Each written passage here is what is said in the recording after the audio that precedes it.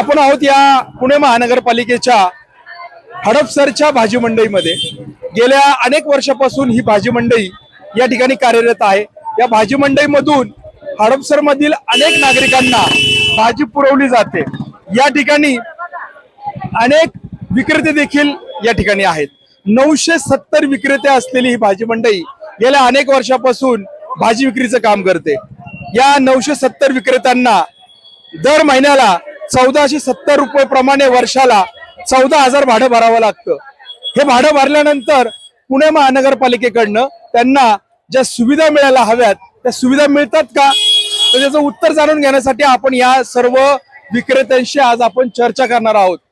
विषय आहे हे जे पाठीमागं आपल्याला आता स्वच्छतागृह दिसत आहे, या स्वच्छतागृहामध्ये कधी पाणी नसतं आणि जर पाणी असेल तर त्या ठिकाणी हे जे बाहेरचे चेंबर आहेत हे चेंबर अनेक वेळा भरून वाहून जातात आणि त्याच्यामुळे या ठिकाणी चेंबरची जी स्थिती आहे ती अत्यंत भयानक आहे आणि यातून जे मैला पाणी बाहेर येतं ते संपूर्ण या ठिकाणी मार्केटमध्ये पसरलं जातं आणि इथलं आरोग्य जे आहे ते पूर्णपणे धोक्यात आलेले आहेत। पाहूयात इथल्या महिला ज्या विक्रेत्या आहेत त्यांचं काय म्हणणं आहे नक्की। नमस्कार, काय नक्की त्रास आहे तुम्हाला? आज 3 ते 4 दिवसांनी सारखं हे त्रास आहे आम्हाला। हे तुमचं येते, लोक येतात कुठंतरी थोडं हलावत्यात जात्यात, परत 2 दिवस गेले की आहेच पाण्याची घाण। आज सकाळधरनं मला 2दा उलट्या झाल्यात आणि डोकं पण सकाळधरनं दुखायला लागलेले। म्हणजे त्या चेंबर मधले जे चेंबर मधलं पाणी सगळं पूर्ण घाण येतं आमच्या दुकानांच्या पुढं।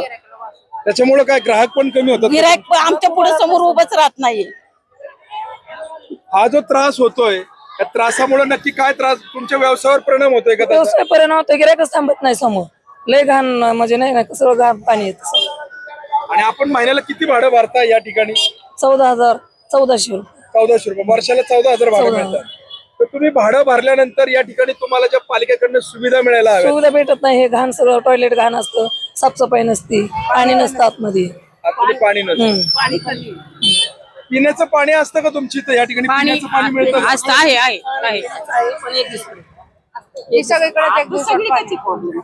आणि आता उन्हाळ्यामध्ये पिण्याच्या पाण्याचा प्रॉब्लेम होता का तुम्हाला? काही घरनं पाणी आणावं लागलं का? हो लागायचं ना तसं घरी आणायला, मग येथून नळाला पाणी नसल्यावर पाणी नसतं पाणी आहे। कधी एक दिवस येतं, एक दिवस नाही, एक दिवस येतं, एक दिवस आता हा जो कचरा उचलून नेला जातो त्या कचऱ्याच्या गाडीतनं पण पाणी पडतं का घाणेरडं? पडतंय ना घाण पाणी। त्याची पण तक्रार तुम्ही अनेक वेळा केली, त्याची तक्रारीची दखल घेतात का इथे?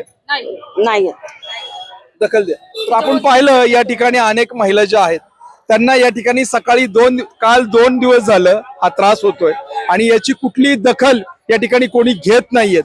महानगरपालिकेचे आरोग्य निरीक्षक नक्की करतात काय असा सवाल या ठिकाणी उपस्थित होतोय। ही जी भाजी मंडई आहे अनेक करोड रुपयांचा रोजचा व्यापार या ठिकाणी केला जात आहे। पुणे महानगरपालिका फक्त भाडं गोळा करण्यासाठीच येते का? इथले जे कर्मचारी आहेत त्यांची देखील सुरक्षा या ठिकाणी वाऱ्यावर आहे, कारण इथले जे सुरक्षा रक्षक आहे त्यांना देखील या ठिकाणी दमदाटी केली जाते। आपण पाहू शकता या बाजारामध्ये गाडी लावण्यासाठी देखील जागा नाहीये। मोठ्या प्रमाणात वाहतुकीची कोंडी वारंवार होते, म्हणूनच या ठिकाणी या भाजी मंडईचं अद्ययावत करणं ही काळाची गरज ठरणार आहे। इथले जे लोकप्रतिनिधी आहेत ते लोकप्रतिनिधी नक्की करतात काय हा देखील सवाल या ठिकाणी उपस्थित होतो।